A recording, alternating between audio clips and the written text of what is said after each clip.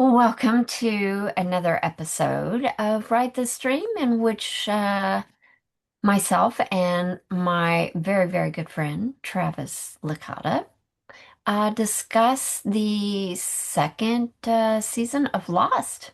And this time we are discussing episode 10, which is titled The 23rd Song.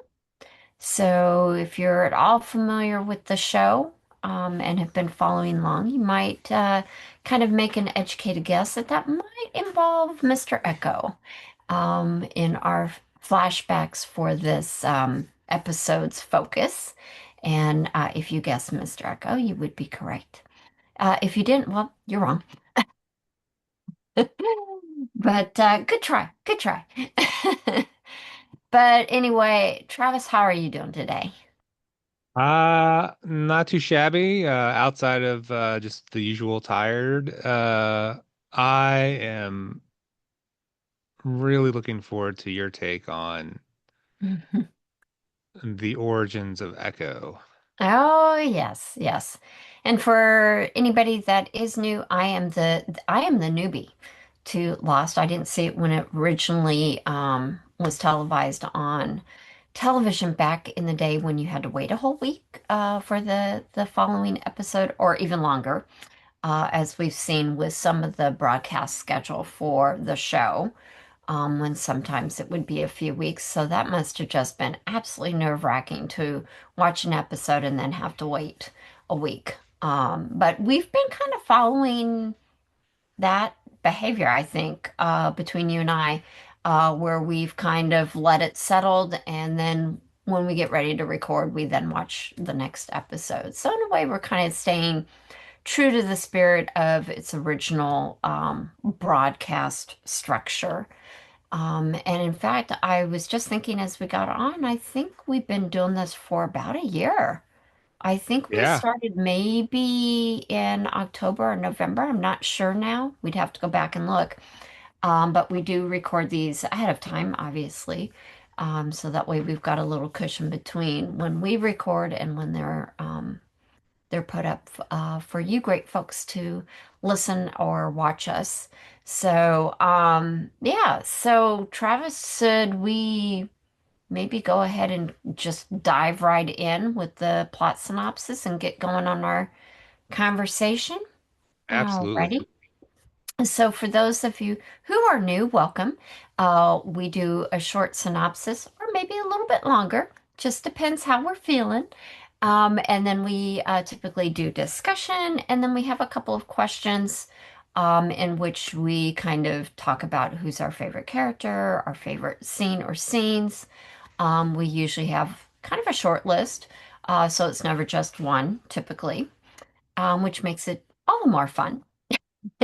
Sometimes we're aligned, sometimes we're not, but that's all very good in understanding the episode a bit better and kind of doing that deep dive each week that we hope that you enjoy. So without further ado, let me go ahead and get started on the plot summary. So in this episode, we learn more about Mr. Echo. As a teen living in a depressed area of Nigeria, he, his brother, and other children are constantly terrorized by drug runners. In the opening flashback, Mr. Echo's young brother, Yemi, is being forced to shoot an old man. Mr. Echo defends Yemi by shooting the man himself without hesitation. Back on the island, Claire and Mr. Echo get to know each other. She notices his club, which he has carved religious scripture references and words to remember. So she innocently mentions that Charlie is also religious, who carries around a statue of the Virgin Mary. He wants to see the statue and he recognizes it. He smashes it and shows Claire the statue's secret. This knowledge forges a crack between Claire and Charlie's own relationship. And in the closing scene, it seems Claire made the right choice to split with Charlie, as it is revealed that Charlie has been collecting the statues and hoarding them. Meanwhile, back in other parts of the episode, Mr. Echo forces Charlie on a walkabout with the goal of being led to the plane. Through flashbacks, we learn that Mr. Echo and Yemi, who went on to become a priest, are often at odds, although they do care about each other very much. Mr. Echo gets his brother to help him run drugs out of the country by using the church's religious status as a cover. Things don't go well, though. Yemi is shot, and the drug leader, Mr. Echo, is double crossed by his surviving associate. We find out that the bodies of the two priests are those two individuals. Mr. Echo has to come to terms with learning of his brother's demise, obviously his death. An important aside, the mysterious island conjures the black smoke apparition. Mr. Echo stands up to the growling electrical ghost to the amazement of Charlie, who witnesses the whole exchange. The look on Charlie's face is priceless, and his respect for Mr. Echo improves 100%, by the way. Um, in other aspects of the episode, John teaches Michael how to shoot and imparts some valuable pearls of wisdom. Specifically, that target practice is a lot different from actually shooting someone. Michael takes Kate's shift at the computer so he can communicate with Walt. Michael finds out Walt's location. Maybe. We're not sure. We don't get to see the screen. But his dialogue with Walt is interrupted by the arrival of Jack, who confirms he has not forgotten about Walt and will help to find Michael's son at some point soon. In other news on the island, Kate gives Sawyer a much needed haircut, who is just as much a pain in the ass as always, but we still love him. She tells everyone that Sawyer is loved by everyone, and that is proved by Hurley and Michael coming by and telling Sawyer that they are glad that he is better. And that's kind of the major highlights of the episode. In other aspects, we do get to see Jin and Yun extend an olive branch out to, I found that I was like forgetting names of people, but the leader of Beta Group, they take a fish Anna to her, Lucia. Anna Lucia, which is kind of in keeping with kind of some of the religious theme. And just, other scenes that we get to see of people just kind of interacting with each other. Like the one gal also from the beta group who is helped by Hurley. They're smiling. Maybe there's going to be a love connection since we have Charlie and Claire falling out, which was pretty sad. Um, Yeah. but, it's. I think Claire definitely called it. But anyway, we'll get more into that as we go. But Travis, as the resident veteran of Lost, the fact that you've watched it a few times through, anything new that you picked up on in this episode or things that kind of resonated for you that maybe didn't in your prior watchings? Um, Echo's presence is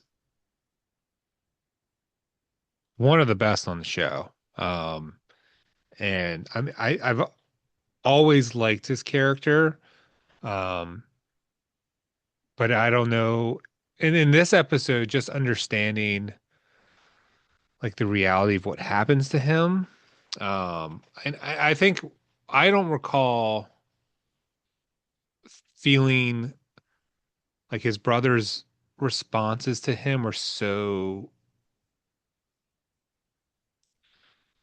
I don't know if callous is the right word. But he seemed ready to point out Echo's flaws and what he's done wrong and that God won't forgive him um and I understand like him not liking, you know, Echo's role, which I don't really, I think I don't really know what he does. He's some type of leader because he tells his brother that when he buys the drugs, that that's not his normal thing. Like he doesn't deal with that, but he's trying to like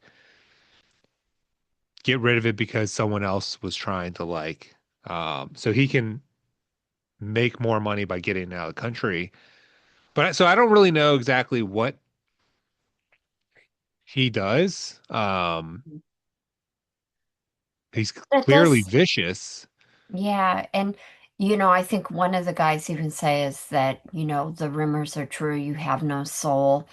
And I do feel like there, I do feel like he's altruistic in that I do feel like him wanting to get the drugs out of the country is so that his countrymen are not using or get, addicted since, that's pretty nasty stuff. So I almost think like he's trying to do the right thing, even though because right from the get-go, he saves his younger brother by going forward and shooting the old man who I think had been taking care of them. That they're in some sort of orphanage that the church runs. And this is one of the maybe local men that is there to help. Um, so he wastes no time to, walk up and do that act as a way of saving his younger brother from becoming involved Yeah. or ultimately dying as a result because he is hesitant. And it kind of makes sense that he becomes more with the church and eventually becomes a priest, and so you've got yin and yang going, but they do care about each other. Even though they are at odds, I think the younger brother, I think that's what helps define kind of their complex relationship because the younger brother is trying to tell his older brother that, you've made mistakes, I have to point them out as a priest, and help try to save your soul, and get you on a more righteous path. And it's only through his brother's death that he really does take up that mantle, Yeah. which, is unfortunate that it's through his brother's death that he does change over and become a different person as a result. But I think that's what's kind of interesting about the relationship between the two of them that we get to see in the flashback, which I thought was a great way to kind of unfold that relationship. So, Yeah, it's interesting because I know when they're in the church and um Echo tells Yemi that like he's only done what he's had to survive. Um and so his vantage point was to survive at all cost. hmm Um and then it's almost like his brother dying is like the switch that says, "Oh, hmm there are other choices that we can yeah, make." Um and maybe because he was just thrust into that life, you can't necessarily see what else is because you're so afraid of, you know, yeah, he protected Yemi, but he's thrown in the trunk with a load of grown men with assault weapons. Like, hmm it has to be terrifying. And um, so it is interesting that it did take, losing his closest loved one to shift that perspective. And it's just, yeah, it's really all of the flashbacks seem to really carry weight. Um, hmm uh, because even with the scene where he's taking the drugs off of the two guys who he's doing them a favor. And I love the confusion and how he explains how he's doing them a favor because these are not drugs that are done in Nigeria. So you have Hmm. to get it somewhere where there's a market for it. I love that whole process. Um, and then after he kills them, he saves the boy when his two henchmen want to shoot the boy. Yeah. Um, so like you said, there's almost like a yin and yang within himself. Yeah. Um, but ultimately, it's his brother's death, like you said, that kind of, flips his vantage point, his life. Um,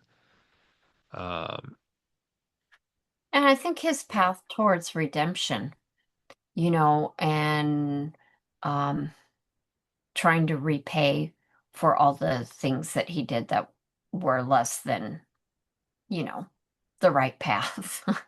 yeah, So, yeah. Now, from your perspective, hmm seeing this outlook on Echo hmm and seeing his past, like how did that impact you as you watched it for the first time?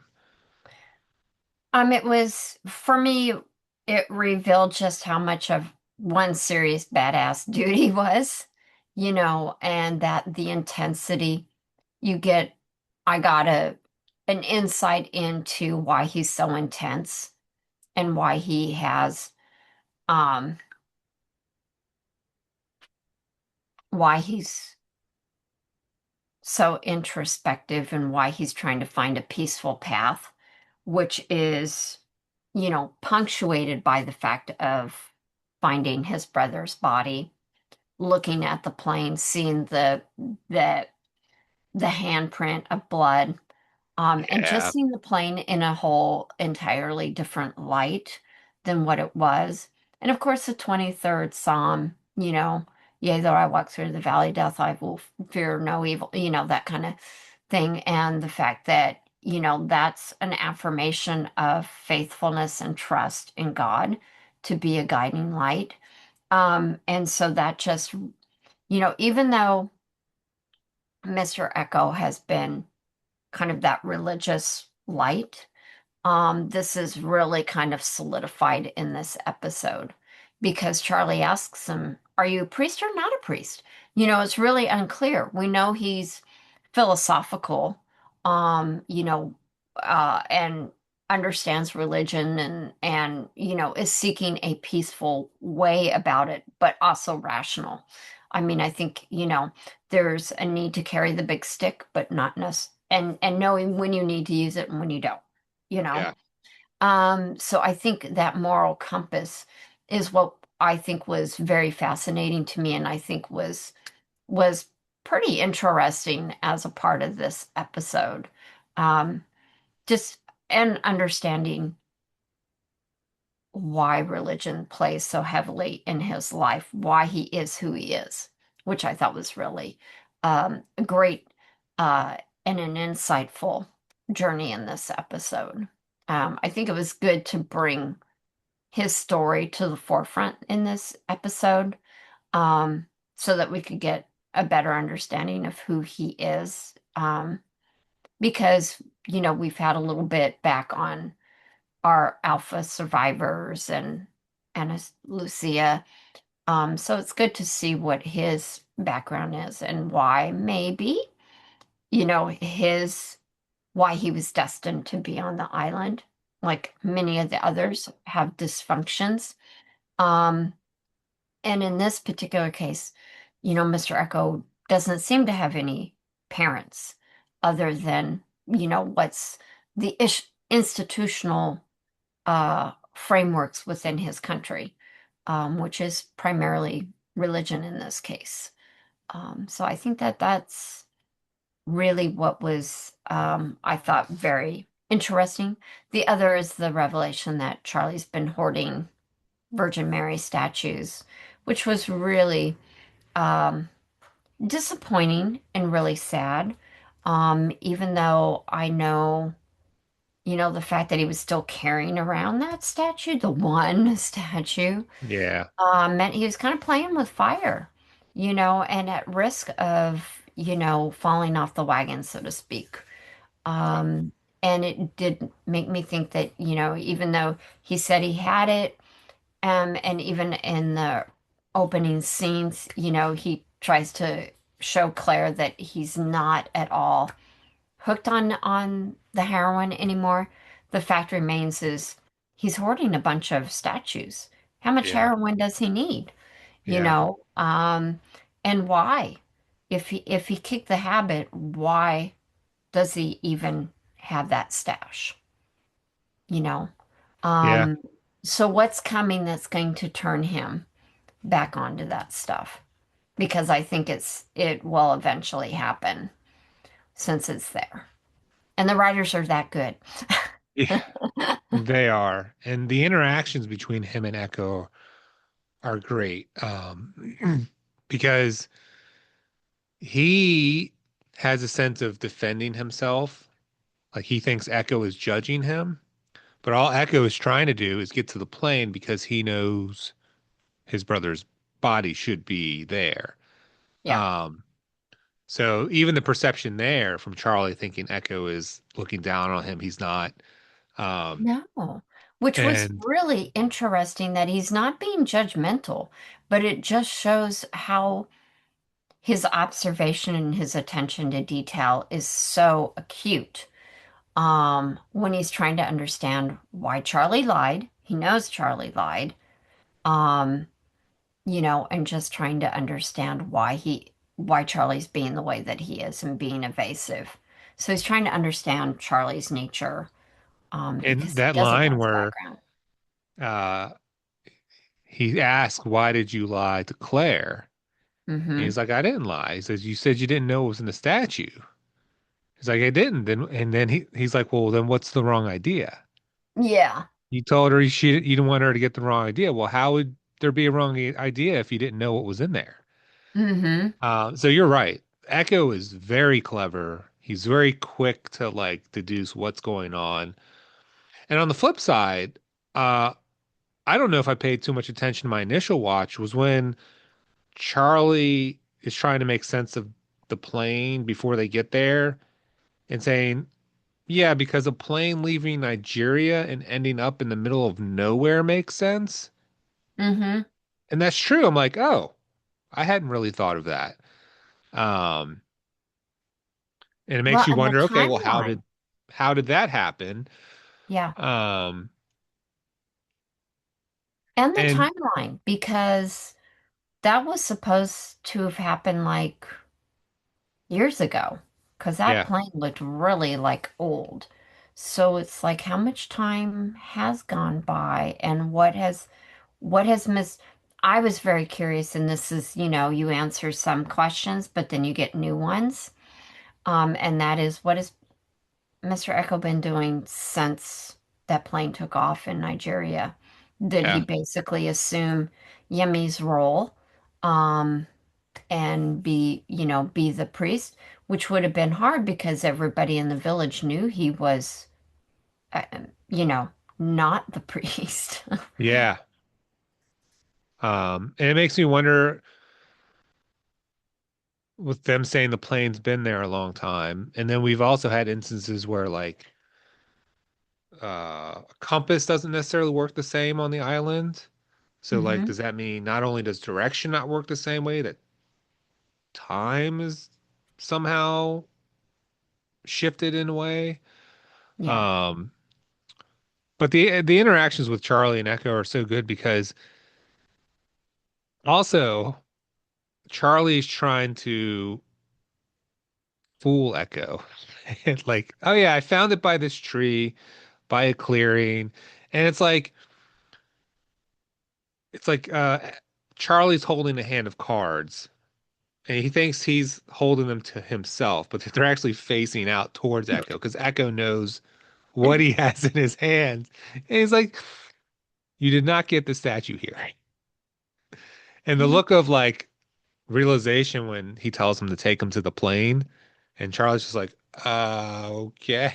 Like, um, so like you said with the writers, I mean, creating like the the trek to the Mhm. plane in itself, the interactions on that journey, and then culminating with like this incredibly emotional response from Echo with his brother's body.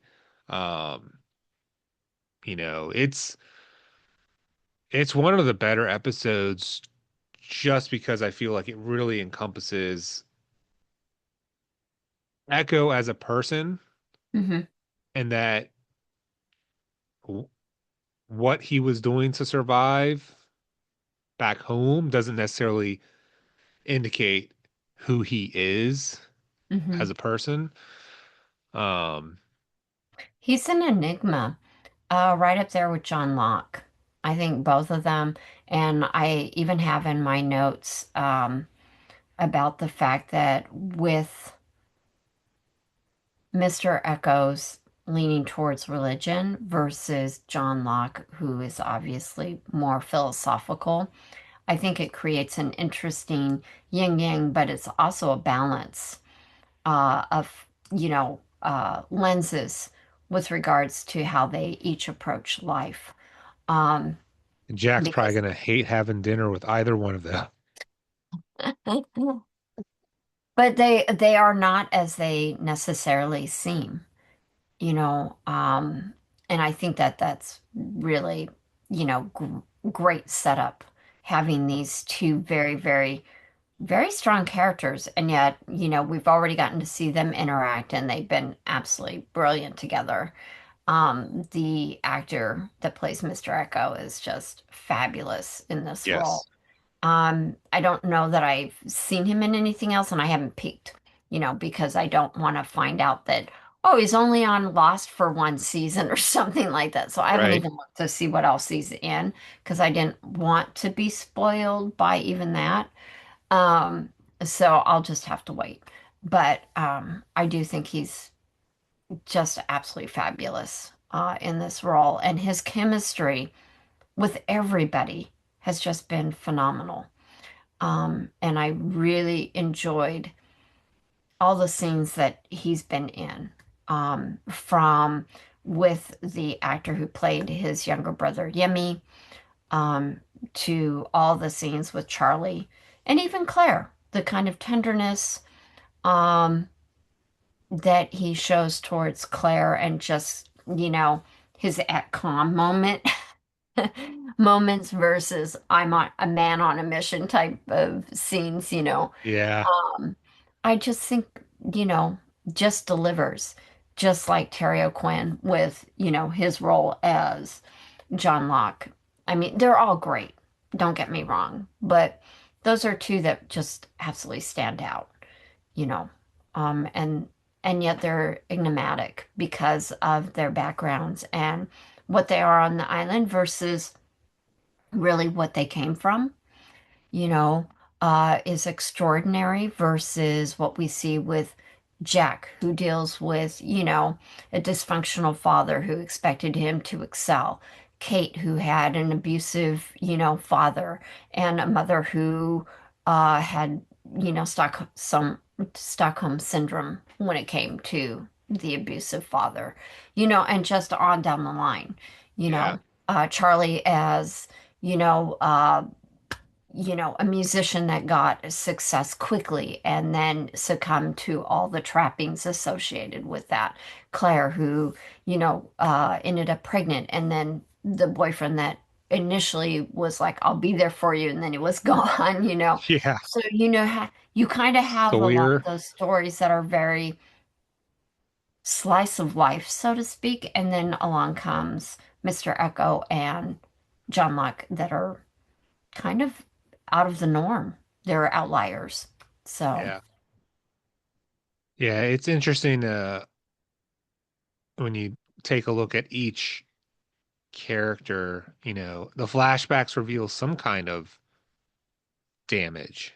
hmm Um, and the fact that many of the characters seem like, I mean, like you said, there's just like there's a normalcy to the relationships. Because I think a lot of like the stereotypes, oh, when you're, you know, damaged or you have a past, it's hard to, socialize or make friends and stuff like that. And despite all of what Kate's been through, she's highly connected with a lot of people and it seems Hmm. easy to like build genuine bonds with. And then the counter to that is Sawyer. Hmm. Like how uncomfortable he looked with people saying, "I'm glad you're okay." Like Yeah. that, it takes him off guard because when Hurley first said it, he was trying to come back with like a sarcastic Sawyer comment, like, "Oh, Pillsbury whatever, boy. yeah," or something. Yeah. And then, when Michael said it, it kind of like clicked that what Kate said was true, that people were happy that he was back and okay. Yeah. Um, and I think that's again, we talk about the length of this show and Hmm. having 20 some episodes for a season versus 6 to 8. You genuinely get that time with characters. And again, right now I'm thinking, when's the last time we saw Saeed? I And know. I was thinking about that when Charlie mentioned, well, Saeed brought me here or, whatever. he said he brought And him I there was at night. I thought it was day. I know, and I'm kind of like, where is Saeed? So it's interesting how we kind of focus in on a few and, further their stories, and then, others come back in. Rotation. Yeah. Yeah. Which, you have to with an ensemble cast because you don't want whiplash like if you were watching a soap opera that tries to deal with, you know, 12 different storylines.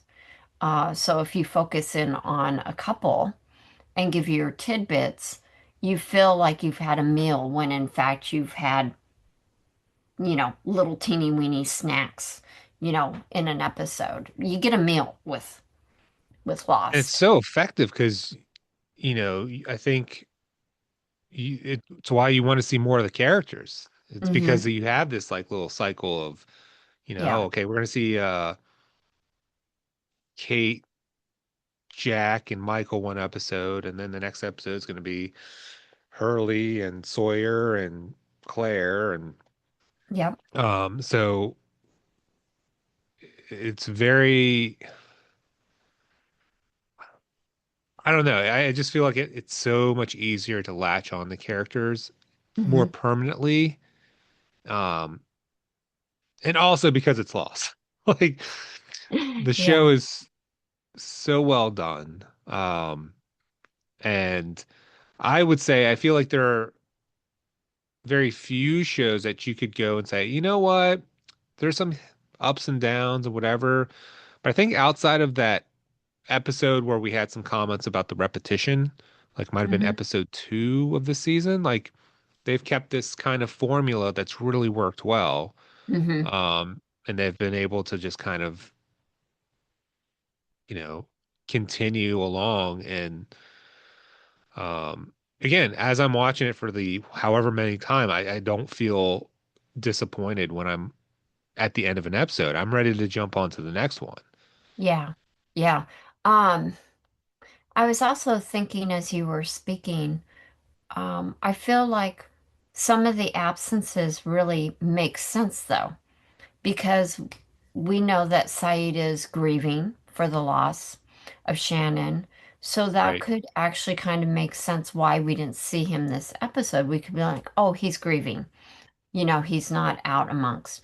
We don't really see Jin and Sun much because they're reconciling.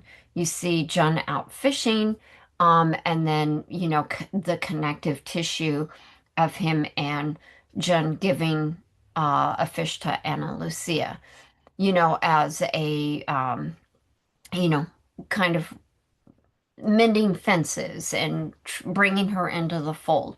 But it also explains why you don't really see much of her because she is trying to find her footing in this collective group. Same Yeah. with the blonde, and I can't remember her name. That's from the Libby, Beta group. Hmm? Libby. Yeah, I think it's Libby. Um, the same reason why we don't really see much of her this time, except a little bit with Hurley, is because we see that little connective tissue of, oh, she's finding her place on the beach. She's starting to create her home. So she's busy doing that and probably not really interacting with people. So even when a character is absent, there is some cognitive, understanding that, oh, well, we're able to connect. Okay, Saeed's probably grieving. Oh, they're probably doing this or that. So it doesn't leave like huge gaps in the storytelling because it kind of makes sense why we're not seeing them in a particular episode, Yeah. you know, which I think works really well. It does. I don't know. I can't think of another show that has a similar structure Hmm. that, you know, benefits so much from flashbacks and like this cycling of storytelling. Not that I've seen all the shows out there, um, but I feel like this is the only one I can think of that really blends that history of a character's past into the story in a way Hmm. that's really it makes sense when they do it. Yeah. Like some of those past flashbacks, some of those moments are relevant in what we're watching in the current episode. Um, so it's really fun. And I know we've talked about it a couple times. It just makes me wonder like how many Easter eggs that we haven't Hmm. seen. Um, Yeah. it's like I know when the episode with Michael and Walt when he was a toddler and he gives him like the polar bear stuffed Hmm. animal. That's I don't think that's something I caught up on the first time. And then you mentioned it, I was like, holy crap.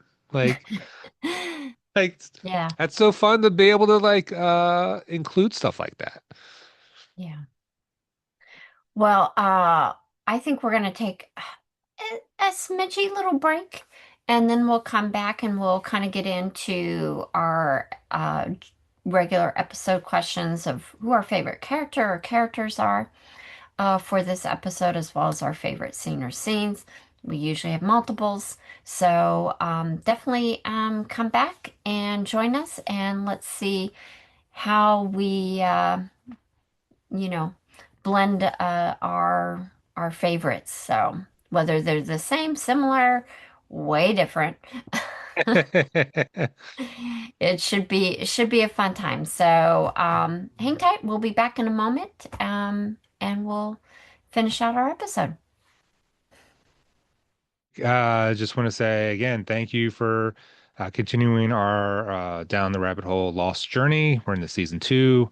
And if you can, give this video a like. Please subscribe so that way you can be notified when you get a new video or from us. And again, if you have any thoughts on this episode, just leave it in the comment. Who's your favorite character? You have a favorite scene? But let's get back to our conversation. Well, welcome back. I'm joined by Cecily and Travis. Wow. Yeah, so we are talking about Psalm 23, episode 10, focusing in on Mr. Echo's backstory and as well as a little more detail about the abandoned plane that crashed on the island years ago, as far as we can tell. And the fact, of course, that, nothing is on the island that doesn't have purpose. And so Yeah. this figures into Mr. Echo's backstory and helps to solidify who he is. So with that, are there any other scenes or discussion before we kind of jump into our typical episode questions, Travis? No, I think probably touch on quite a few scenes Mm-hmm. along the way. So, So I guess with that, we'll just dive right in to your favorite scene. Did you have more than one? I'm kind of figuring maybe you did, because this was had some pretty interesting scenes throughout the episode. So, um, do you have a short list, Travis, or a long list? It's a long list just for the fact that I know some of in the scenes with Charlie and Echo, it appears that they like went to commercial break and then they continued back. Mm-hmm. So there was a lot of those. I mean, I could say that all of the interactions that included Echo were basically on my list. Mm-hmm. Um, so a good majority of the episode I thought was worth mentioning. If I were to pick one, Mm-hmm. um, and we also got another like kind of end scene with like end music and stuff like that. We Um, did, yes. so I think if I were to kind of pick a 1A, 1B, Mm-hmm. I think I'll say one of them, and then we can kind of go back and forth. Okay. I really like, I well, not like, but um, seeing Echo at the plane, um, and that was his goal the whole time, and as soon as Claire said statue, it was Mm-hmm. like alarm bells went off, and he was just statue. Where did he Mm-hmm. find it? Um, and knowing what was in the statue, knowing that Charlie was lying about where he found the statue, but then kind of there's like this almost semblance of peace that he gets.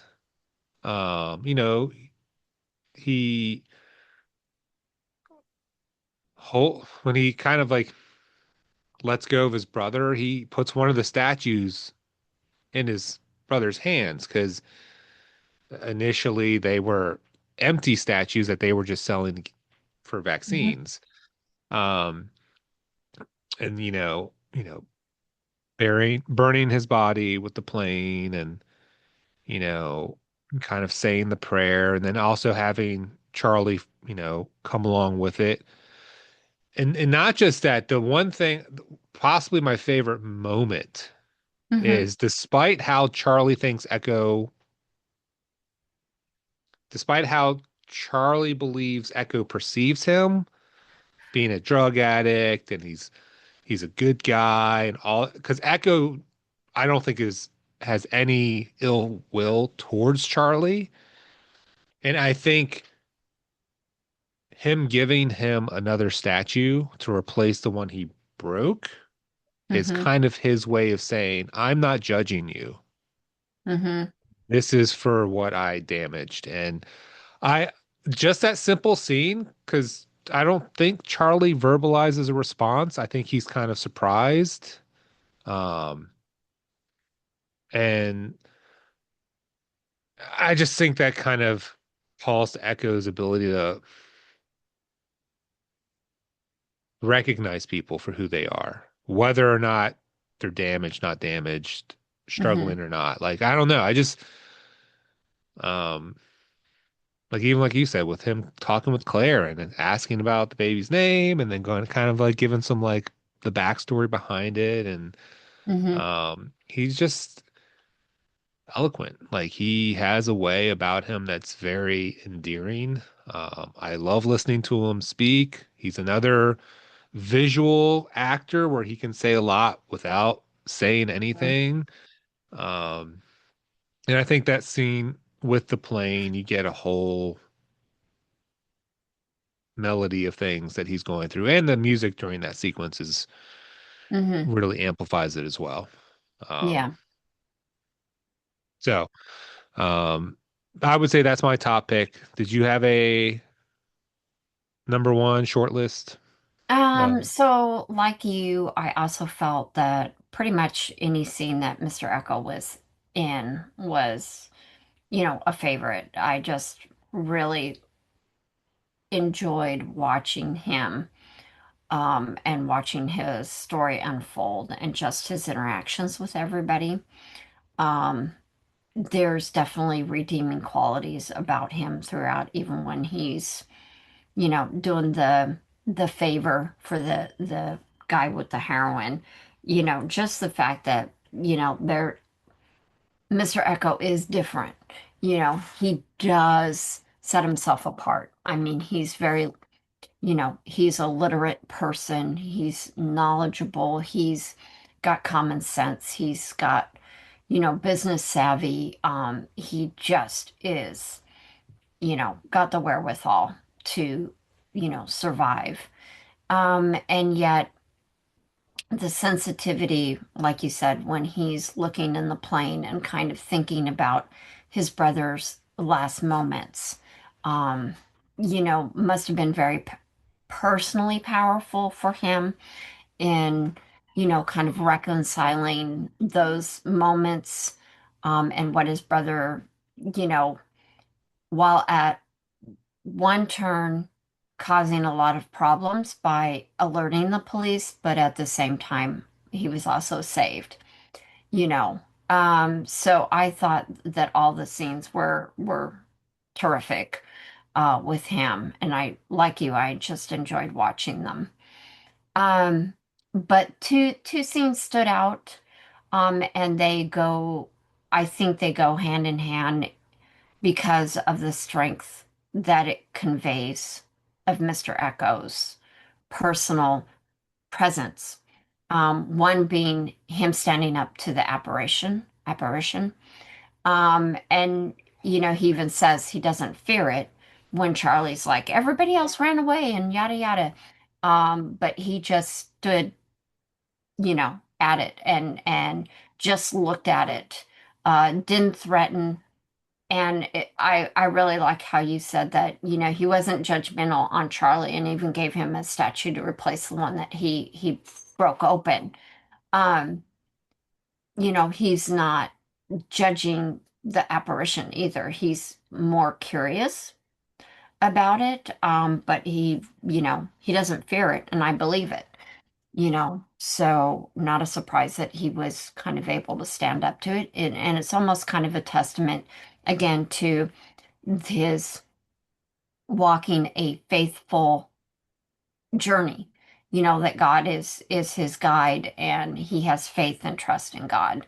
That if it's his time, well, it's his time. If it's not, it's not, and he doesn't feel that had anything to be worried about. And that makes sense. So I felt like that really, was a very powerful scene. And then, of course, when he's reciting the 23rd Psalm, and telling Charlie, yes, he's a priest. He's really kind of taking on that mantle. He's put the cross around his neck. He's reciting the psalm. And the fact that Charlie joins in, I just thought that was a very powerful scene. And how they kind of join together, um, which speaks volumes because that's his downfall too. And it's just, so complex that I really thought that those were just two outstanding scenes. And those are my top two.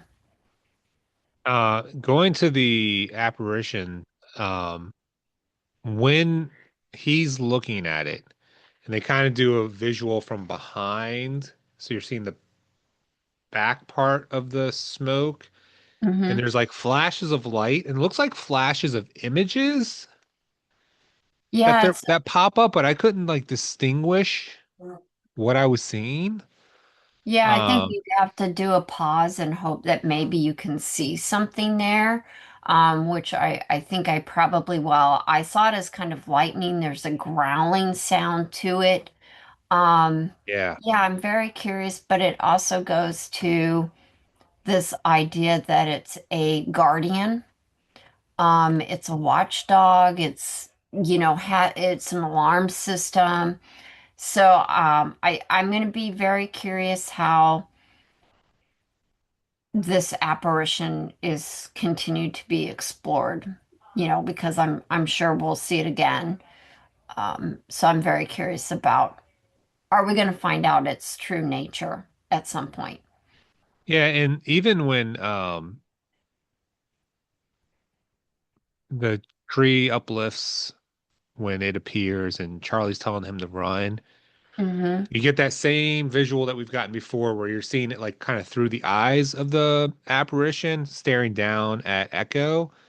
And he Yes. kind of looks up with a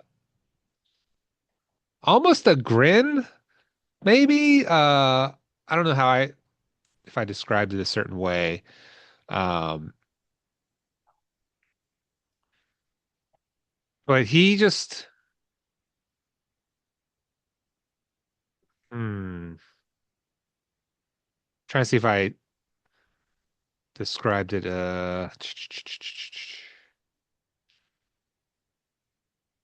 yeah, he just there was almost like a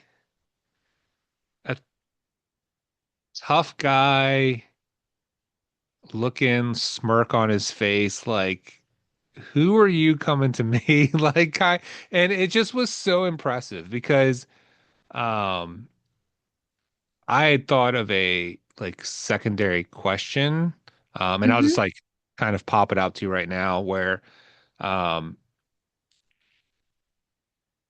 before when we got that same visual in the first season of the apparition looking down on Locke and Hmm. there's a semblance of like he's got like almost like a surprised look on his face, but he's unafraid. Hmm. And Locke obviously survives. And then similarly here, Echo says he wasn't afraid. He didn't look afraid. And it I think what was my question? I'm yammering now. Um, what do you make of the apparition on whether or not it kills or attempts to kill someone? I mean, do you hearken it back to what you were talking about earlier, how it's like a guardian, that maybe there's some type of like rule set on who it attacks? Yeah, and I'm almost kind of wondering if it's again kind of going back to the how John and Mr. Echo are kind of enigmatic on the island. It almost makes me wonder if this entity recognizes that they're different from everybody else, and that gives the entity pause, because it doesn't try to kill either one of them. Because then Whereas there was the moment where I guess it might was the season one finale where we saw Locke face it again and he was actually afraid and ran from it. he does, And it's like, but well, then he what's also wanted to be let go when it grabbed him yeah. So it's because I think confusing. he wanted to fall. Yeah, it is pretty confusing. That's why I'm anxious to see more of like what this thing is. Um, because I was also like kind of looking at where does it show up? And it shows up in a variety of places. So it's not like a stationary, if it's some sort of elaborate alarm system, it seems kind of chaotic, as far as where it's showing up. Um, so I think I need more information. Yeah. Um, but it's definitely mysterious, and I'm kind of curious where it's going to lead to down the road. I don't think we've got the full picture yet. Kind of like with the polar bear and the aliens on the island and stuff. I mean, we haven't seen aliens, but we have seen the polar bear, and that kind of originates from either one, Walt getting the toy as a little kid, and or two, the comic books. So we've got some sort of thread tapestry there that kind of gives us some connectivity.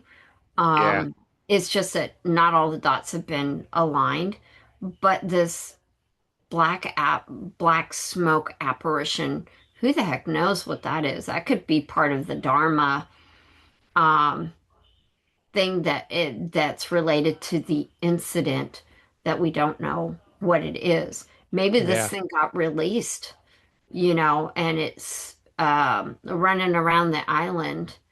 And when, it happens to be in the area and it detects people, it's actually curious, you know. And if it's kind of like that concept of, you know, like with bears, for instance, like if you play dead, it's supposed to kind of leave you alone because it doesn't think you're alive and you're not a plaything. Versus if you see it and you start running, it just thinks, oh, goody, a game. So I am kind of wondering if maybe there's something, that there is some sort of animalistic nature to this entity. It does growl. I mean, we did hear the growl this time that we didn't have Yes. before. So, yeah, I think I can't give you a definitive answer. I definitely there's more to it. And I think it'll probably surprise us when we find out more about it. But I think it'll be tied to Dharma in some way. Um, and I just think there'll be more to it. I even thought, briefly that maybe it's like because we've got the religious aspect, maybe it's like a Holy Ghost. Um, but I can't, I can't put a whole lot into that yet because I Yeah. haven't gotten enough dots to try to connect stuff. Yeah. Definitely mystery. Yes, most definitely. Um, were there other favorite scenes or Um, that you had on your list? I gave you my two, even though like you, pretty much anything that Mr. Echo was in was like a yeah, thumbs I up. think, outside of the smoke scene with Echo, Hmm. um, I think Echo calling Charlie out about, you know, where they were with the tree. It's like, yeah, this isn't where you found it. I really like that one. Hmm. Um, I do like the haircut scene. Um, I think, you know, she calls him out on like, you don't have to be Belligerent. belligerent for belligerent's sake. Um, and I just and I like that when she tells him that people are happy he's back, and he scoffs at it, because he can't believe it. Like, no way. He's like, I'm a miser like he would be the first one to admit, I'm a miserable, cantankerous, like Hmm. SOB, like, and then when Hurley and Mike, I like because he's very expressive without saying anything, and seeing that, you know, softness, I guess, is the best way to describe it when Mike says it, and he's just like, maybe, maybe he feels embarrassed to hear that, or just outright surprised. I don't know. Yeah. I got a question for you as a person, kind of taking into consideration of where we're at in the season so far, what we know of the kind of chaotic relationship between Kate and Sawyer. Did it kind of make you smile at the fact that they're kind of together versus her and Jack being together? Did you have any thoughts about that? I mean, I think it's weird. I think Kate is the linchpin where I feel like I could see her with either Mm-hmm. character. Um, because for whatever reason, both Jack and Sawyer like ribbing with Kate. Mm-hmm. Um, and I think with Kate and Sawyer's relationship, there's a little bit more, um, like we see the effect of her relationship with Sawyer, where Hmm. like at some point in season one, she was like, "Hey, you have to actually try to be a part of the community." And I think it was her influence that has kind of amplified his softening. Hmm. Whereas Jack, I think, is more, I mean, both Jack and Sawyer are kind of like closed books or try to be, because they have their own past that they're struggling with. Hmm. Um, I don't know. Maybe because Sawyer's character is a little more charismatic, Hmm. and Jack is just a little more, and I can't say he's more stubborn than Sawyer because I don't think that's true, but maybe on screen it appears that way because of Sawyer's charisma and his ability to roll off puns and Yeah. um I think he's gotten used to deflecting um in a way that's charismatic and funny, and Jack is more about burying what's painful and not talking about Hmm. it anymore. I don't know if I thought it was interesting that like Jack came up and gave medicine and there wasn't any kind of like awkward like because usually when Jack and Sawyer get in a room together they banter in some way, but it was just kind of Sparks a fly. Yeah. yeah, it just kind of like this. I think it was part of the end scene. So there was music going and you just see Yeah. Jack dropping off some antibiotics or what have you, and Cyanide. so so I do think that's kind of the I think Cade is the probably the only way that Jack and Sawyer will coexist is because I think she can get them to see, hey, we're in this together, and you Yeah. guys know. As far as them highlighting Sawyer and Kate, I don't know. It's they have back and forth moments. Yeah. Um, so I don't know. What about you? Do you have any inkling, like one way or the other, on? I really liked when he called her Freckles because it was, where originally it was a more derogative, always Sawyer with his kind of digs with the various nicknames he comes up with for people. Yeah, There was definitely endearment behind the delivery. I think that there's an ease about their relationship because I think they're a lot closer in their experiences versus Kate and Jack. But there is an intensity between her and Jack. I kind of liken it to I think that's a good point. She is the linchpin between both of them.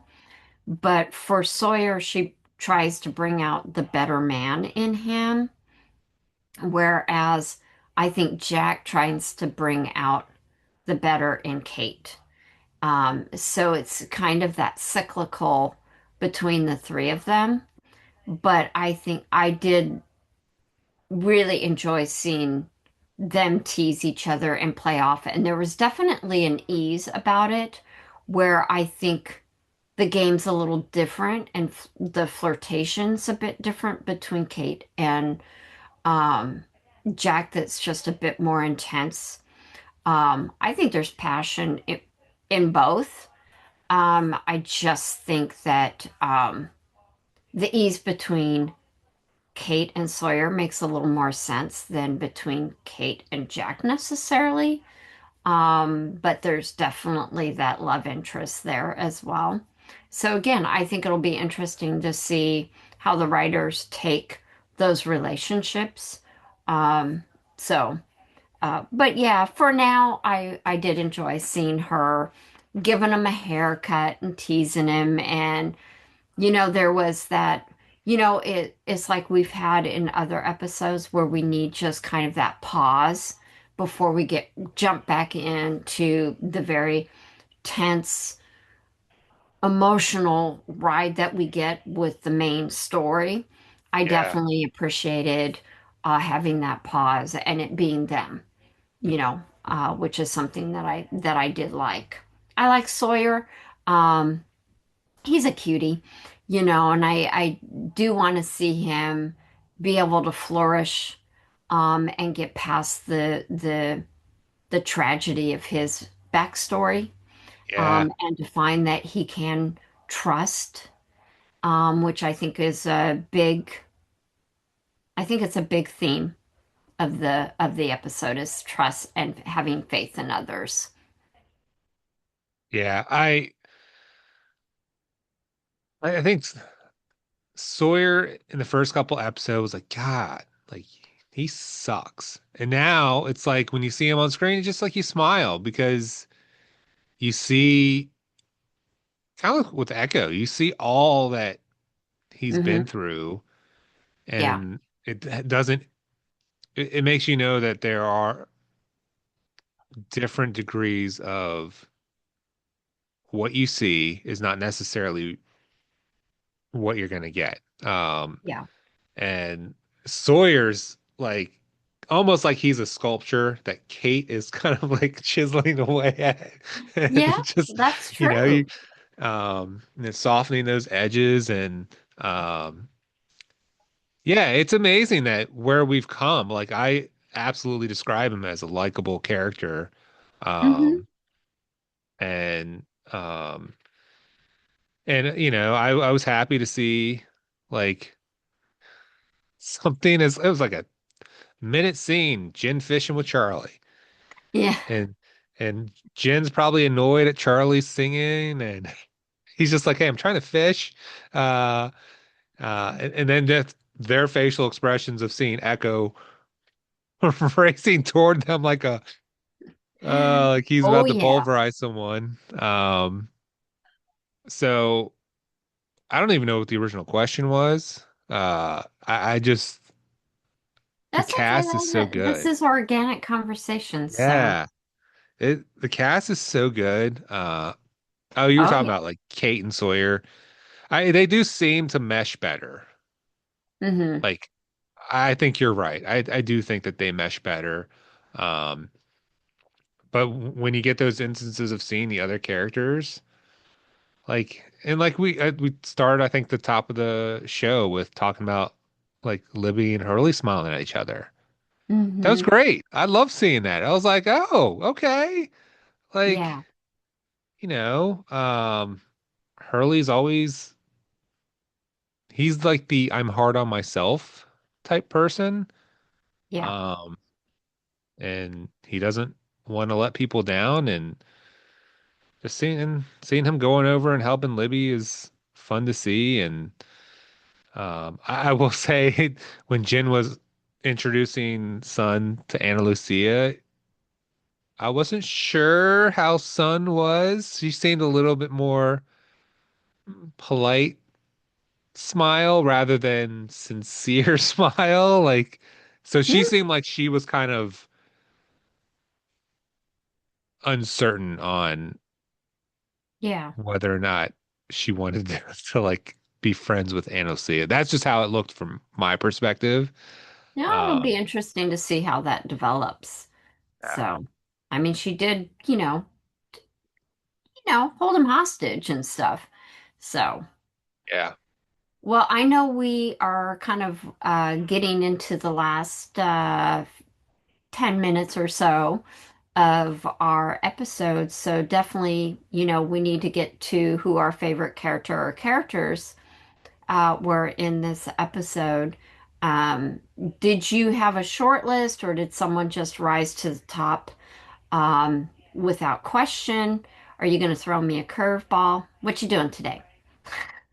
I mean, I listed Charlie because he had a lot of screen time Mm-hmm. and just seeing him go through the whirl of trying to like tell lies or be honest to Claire and but Echo was my top character. Mm-hmm. And this is one of the few episodes where it was like clear cut for me. Like, Oh yeah. I felt the same way. Um, yeah, he was my top. I do have honorable mentions to Charlie. Just exactly what you said. You know, him trying to keep his lies straight because he knows he's losing control, and he is once again losing his grasp on, what's keeping him from falling back into the familiar addiction that is kind of his security blanket. So I really thought, and of course, his chemistry with Mr. Echo was great. I also got a shout out to the fellow that played the adult brother of Yemi. I thought they just really had great chemistry, Yeah. and I thought it really, underlined and helped to emphasize their complicated relationship. So I gave an honorable mention to Yemi as well. Yeah. Um, and I think I didn't write her down, but I think Claire in the few scenes she had, um, Hmm. and trying to prioritize, Aaron over Charlie, and even calling him out at the end of the episode saying, "You lied to me," and he ultimately just like, I know. Like, so I'm Hmm. hoping by him finally admitting that that can, maybe be a bridge to come back to in another time. Hopefully. But she, held her ground and um yeah, so that was definitely, I mean, it's a sad way to end the episode. Him walking away and then hiding the one Echo gave him with his stash. I mean, Yeah. just makes you wonder like what God, where is he gonna fall into? Like, And what will be the catalyst for his downfall? Will it be the fact that Claire rejected him, or is it going to be something much more devastating that's going to do it, that will cause him to turn and resort back to the heroin that he has tucked away? yeah, Um, because why would he keep it otherwise? It just makes no sense to me yeah. why he would have it otherwise. So, um, I just kind of in our last minutes, was there anything else on your list of things to discuss with regards to this episode? Or do you feel we did a pretty good coverage? Um, I